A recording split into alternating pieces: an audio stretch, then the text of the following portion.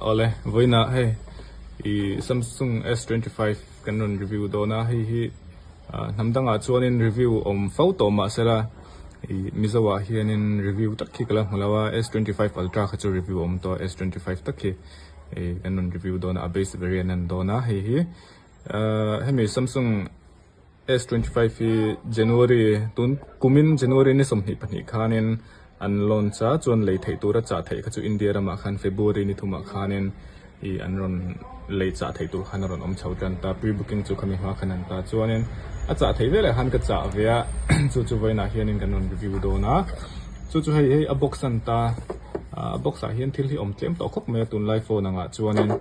kan han non hianin a box a phone ta chu gala chuak to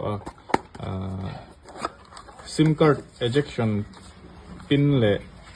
tool guide neu le a phone a top hi to a phone hi hian ta hemi bak hi tun lai phone a chuan phone flagship chena hi chun ngai me to lawa tlem khop maya chuanin charging cable kha oma chuanin charging brick ero kha chu hran pa le khangai thung ta chu chun ta thil tlem me ma chuanin a phone a hian kal taila hi S25 icy blue and ta rong chi hang hang ta moi sak khop maya han envel po hianin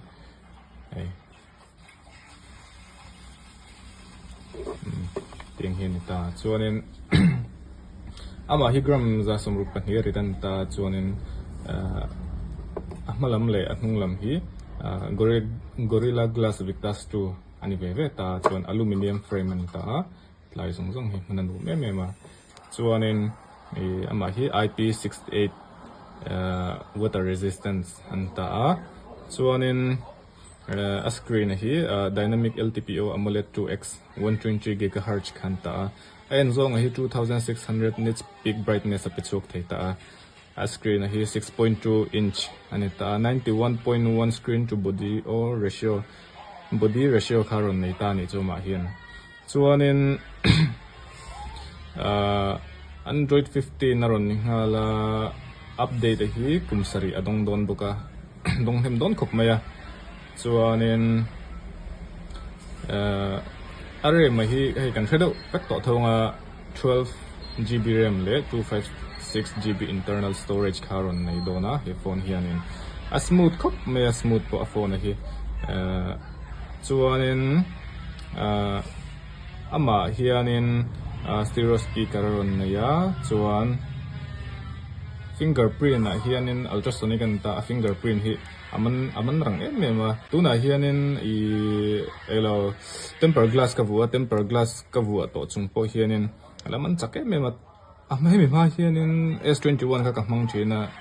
tempered glass ka vu khanin fingerprint hi aman muang shet ama hianin tuntum chu hei tempered glass vu lo phei chu naman chaklu tu ka tempered glass vu hianin lemin aman muang ve shet chu ti chung chuanin ultrasonic under display fingerprint aron mi to wang khanin hai man chake me ma hi tian chuanin 4000 mAh hanta a battery hi chuanin 25 watt aron keng ta ha support thei khani ta chuanin wireless charger a hian 15 watt chuanin reverse wireless khani bokta 4.5 watt ani bokta chuan color hi chi hang ve nuala chuanin ama hianin kan hriat tur chu tuna hianin a chipset a hianin Snapdragon 8 Elite kha aron mangani hi a chaksa khop meya tuna Snapdragon chipset kan huwa chun a chak ber khovela number 1 ni lai ania tuna hianin hi iQOO 13 the poka 8 Elite chuni thauma sela 4.32 gigahertz in kashia chu lo chun khatiang khan ta hi chu Samsung Galaxy ho hianin a chak tu shima anron duan ani awangin iQOO 13 ho ai kha chun a gigahertz po kha 8 Elite ro khanin aron sangzo kani tuna hianin ta hianin 4.47 gigahertz an ta tuna hianin Snapdragon a chuan sang beran ta 8 Elite ro po chuanin ama hi 416 ppi density nei ani bokta chuanin kan han test vel nga camera ang te po hi tuna hi camera hi 30x zoom thleng a support ta tuna hi hemi phone hi camera le engeng moni test ka chu kan ron nei nga ama hi han encode taila nei smooth zai khop mai a phone hi phone uluk chi shim hi kan tuna hi nen temper glass kan bua chuanin a lens hi adang lamin lo ti mai thai hi lens protector ka bua a blue hemi rong mil tur he tin ka bua ta chuanin an hnuaiah hian speaker enge speaker vela hian hei tian til das vel enge moni noi ang hi alu thina re hnuah hianin kha alo hlia khu turin ka bua chuanin tlai achung lama po hian ka bua ve ni hei bel tur hi amta online acha turin ama chuanin a cover a back cover hi elego tin ni kheren ka hi original en ta hi sangkhat zanga in ka cha lai khanin ka cha aron chuatir lai vel khani ta a cha thakop me chuanin kan vu chinange ein hen ti te tight po tight thakop ma moi zak khop me ama po ha aron khuap thakop me lai vel te po hi tiếng khani ta ni hai kan hut chiang chu tian hai tuna camera kan ron test sang ole hei a camera le video kan test do na tuna hianin detail do chang ron test take care lo mai the tlang pi kan ron tilanga nga hei hi 12 megapixel an ta hei moi khop mai a kan capture care lo mai nga chuanin hei hi 50 megapixel an ta chuan a zoom hi han focus de taila ama hi zoom han tim achan chu screen record kan ti khanin a fi alo riu me so tlai begin sa kan zoom chinan enge an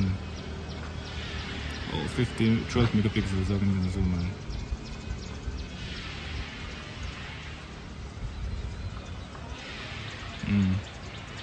so 30x anta so alang thui vero khop maya chuanin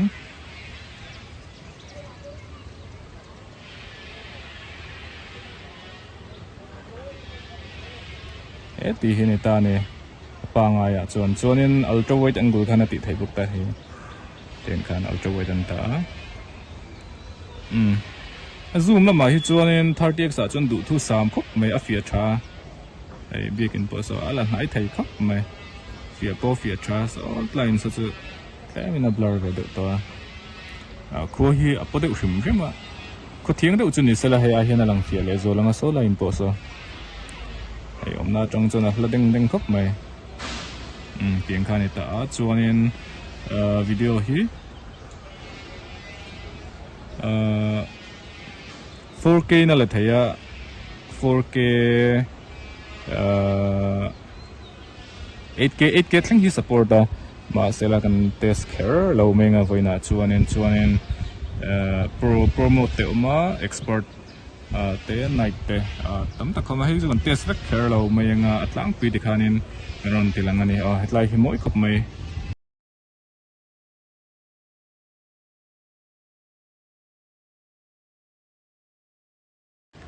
he phone hi keima chuanin tha ka ti khop me phone hi kalo mang ve nual to kan no pan lai ti ve khanglang ila kan ron tlei rol chu lai khanin phone sang intex ti te micromax ti te chuanin nokia ki peta tang khan kan mang ve mana redmi ti te poco ti te chuanin samsung S21 ti te iPhone 14 15 ti vel te po ha ka mang ve mana ri vak lo chung chu chuta cái mai na cái mu da na chon he phone hi tu na chonin ka phone man to zong ka man kual to zong ka chuten hei a smooth kala ti bera tha kala ti camera le video quality te a phone ni chak zonga te tha ka ti a chonin social engma ka nei lawa kai ma chonin phone lian deu S25 Ultra te kha chu hei a hian na thadon ti chu chenga ma sela body kha alen zo ka wang khanin alen ema wang khanin han hum vel te kha an are nuwa hianin an nuam lo deuh thina hei screen hi ka du tok khop me keima chuanin han hum vel te a feel zong zong hi an nuam vel la ka himi tun din huna chuanin tuna chuanin ka phone du thu sam ka ti venga ma he phone hi ma se man hi tlemin han u ve shata ti mayang chuwang chuanin anei kan nei thei ani kha chuanin du thu sam ani ma sela kan nei thei kher lo ani point hemi ayatlom thathau si khatam tak om ni ti kha kan hanin fil shenghal ni sela khati zong khani mai sela in lo min lo thir sak wangin kan lo me